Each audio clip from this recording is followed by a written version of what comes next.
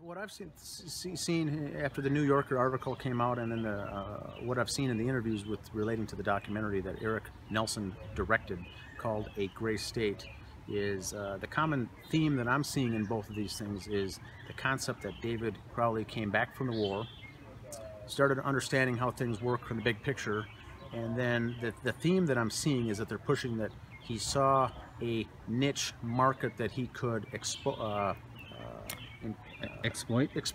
It sounds to me that the narrative they're going with is that he found this conspiracy theory group out there that he could exploit and make money off by making a movie about these crazy nut jobs. I don't buy that at all. In fact, I think that he was 100% following his heart with the script and everything that he was working on in the Gray State. He was not using it to exploit anybody, but he wanted the truth to be out there, and he would go so far as to release some of the stuff for free, the documentary. He was more, I would look at it as educating and giving people information that they could judge for themselves, but helping educate the American public, not something that he could exploit for a quick buck because he was trying to hustle someone. And that's the feeling I got after reading the article and watching the several of the interviews for the documentary, that they're trying to put a spin that he was trying to make a quick buck, is what it sounded like to me. What do you think about the demonic angle that they're going to try to push?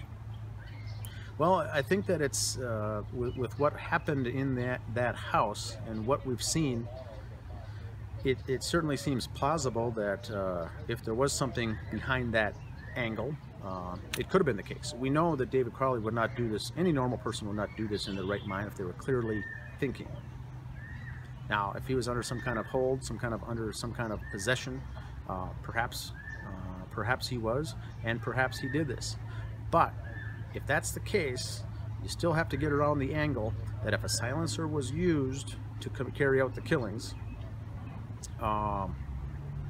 why would you need a silencer if you were under this demonic possession of some entity so no one would hear the shots? That's the one thing people have to remember about this case.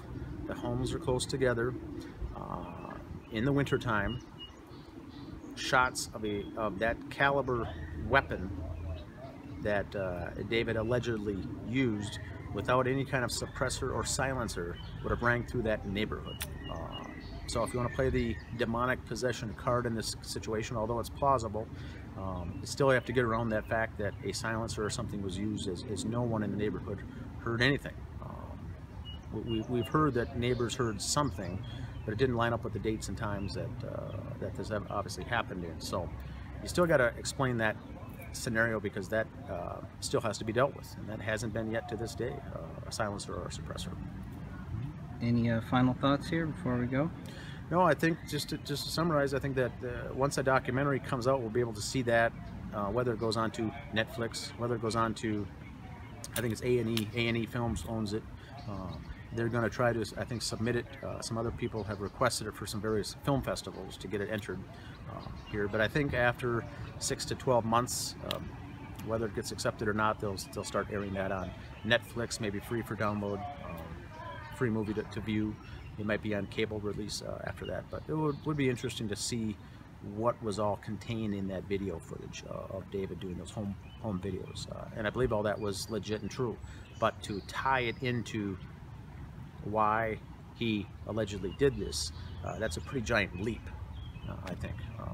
The video footage that he had obviously happened, but the Eric Nelson and the film crew here took that footage, those 1,300 hours or 1,300 photographs, along with hours of documentation, and they basically needled it down to certain things that happened, and then tried to then make the viewer of the movie make the leap that he indeed did carry out this crime.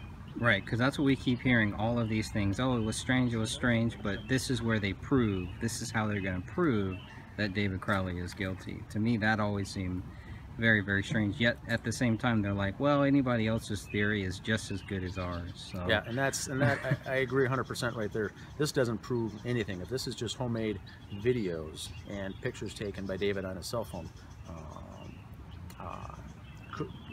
you know, the things that he did obviously happened because it was videotaped. But to make that giant leap that this was the reason he did it, and now this proves that he did it, is nothing less than I wouldn't say a joke, but you cannot make that conclusion.